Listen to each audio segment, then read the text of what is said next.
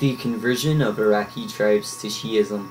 The purpose of this presentation is to show how two of the gunpowder empires, the Sunni Ottoman Empire and the Shia Safavid Empire, influenced the conversion of Sunni Arab tribes to Shi'ism. Through the use of maps and pictures, I will show how Iraq became Shia-dominated and how modern-day Iraq has been influenced by its past under the Ottoman Empire and the Safavid Empire. As you can see from this picture, modern-day Iraq is primarily Shia. An estimated 60 to 65% of Iraqis consider themselves Shia Muslims. In comparison, an estimated 32 to 37% of Iraqis consider themselves Sunni Muslims. Although Shia Muslims make up the majority of Iraq's population, for most of Iraq's modern history, Iraq was controlled by Sunni presidents. From 1958 until the end of Saddam Hussein's rule in 2003, all the presidents of Iraq were Sunni Muslims.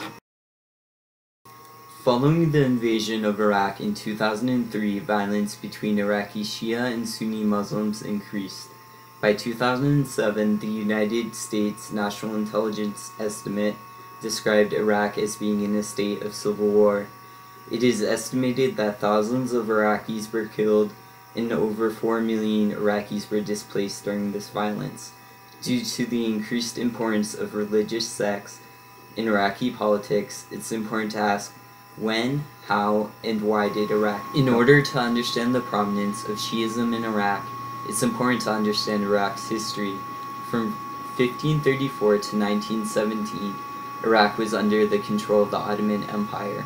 It was during the Ottoman rule, specifically between the 18th and 20th centuries, that the majority of tribal After Iraq came under the possession of the Ottoman Empire in the 16th century, Iraq's close proximity to the Safavid Empire made it a battleground for wars between the two empires. The rivalry between the two empires increased when the Sunni Ottoman Empire declared the Shia Safavid Empire to be heretics. This rivalry culminated with the Ottoman-Safavid War from 1623 to 1639 over the possession of Iraq. Distracted by wars with the Habsburg monarchy, the Ottoman Empire was not able to retain control over Iraq. As a result, the Safavid Empire controlled Iraq from 1622 to 1638. This can be seen as the beginning of On May 17, 1639, the Ottoman Empire and the Safavid Empire signed the Treaty of Zohab in order to end the Ottoman-Safavid War.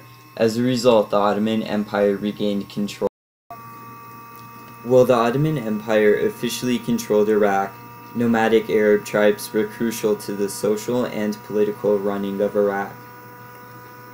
The weak, centralized government of the Ottoman Empire led to Iraqi tribes acting as mini-states. These tribes worked to resolve disputes over territory and social problems, as well as to distribute resources amongst themselves. These nomadic Arab tribes were descended from Arabian tribes who settled in Iraq. As a result, they retained characteristics of Arabian tribes, including being Sunni. Their livelihood was dependent on animal husbandry. Ultimately, these Arab tribes would be introduced to Shi'ism through contact with the Iraqi towns of Najaf and Karbala.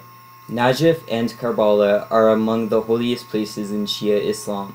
Najaf contains the tomb of Ali ibn Abu Talib, the cousin and son-in-law of Muhammad, as well as the first Imam of Shia Islam. According to Shia tradition, Karbala is holy because it was there that Ali's son and the second Imam, Hussein, was martyred.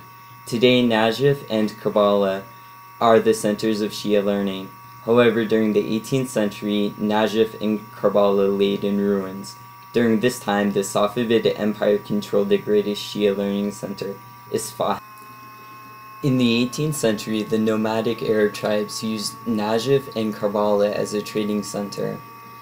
In 1831, the Ottoman Empire made attempts to settle these tribes in Najaf and Karbala in order to centralize their government. However, the nomadic tribes were not the only inhabitants of the town.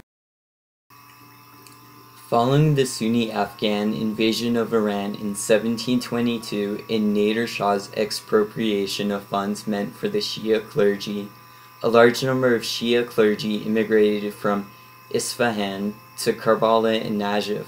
As a result, Karbala and Najaf became the new centers. With the Shia clerics and the nomadic tribes both settled in Najaf and Karbala, a unique set of events that would lead to the conversions had taken place.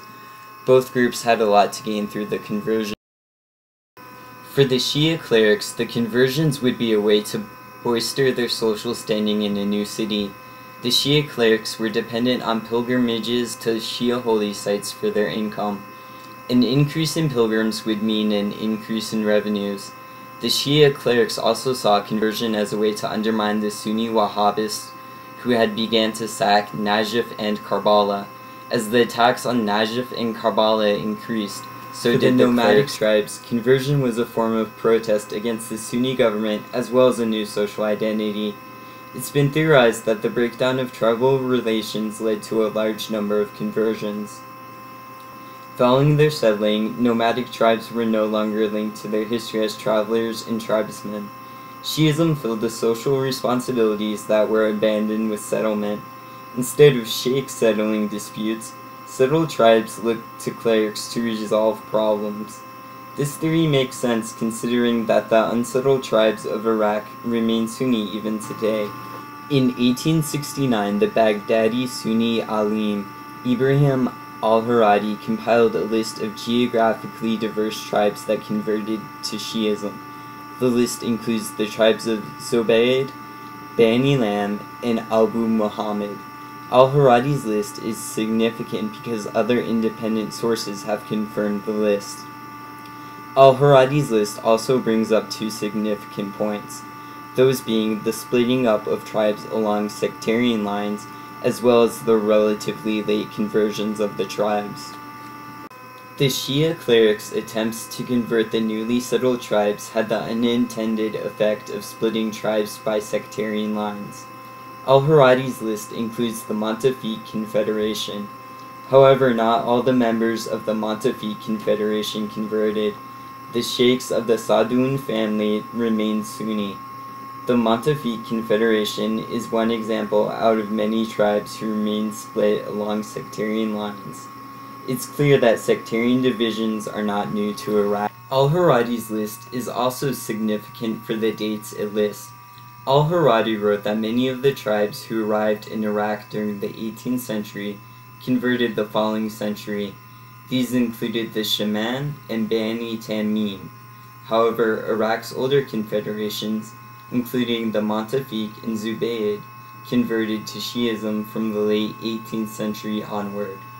This coincides with the time of their settlement as well as the Wahhabist attacks on Najaf and Karbala, suggesting that the incidents were strongly related to their conversions. The conversions of nomadic Iraqi tribes to Shi'ism is the direct result of their contact with the Ottoman and Safavid empires. The Ottoman Empire's policy of resettling nomadic tribes led the tribes to two of Shia Islam's centers, Najaf and Karbala. It was here in Najaf and Karbala that the tribe would meet with Shia clerics who had immigrated from the Safavid Empire. The conversions had both intended and unintended consequences. The Shia clerics helped Iraq become predominantly Shia, and Najaf and Karbala became the centers of Shia learning. The settled tribes were also able to fill important social roles that had been abandoned during settlement. However, as a result of the conversions, tribes not fully converted were divided among sectarian lines, a theme that carries on to modern-day Iraq. The conversions would also influence Iraq's future. After the Ottoman Empire, Shia Iraqis strongly opposed British rule, and Najaf became a center of religious and political. Modern Iraq has been influenced by its past. Sectarian divisions exist today, and modern Iraq and Iran are still united by Shia Islam.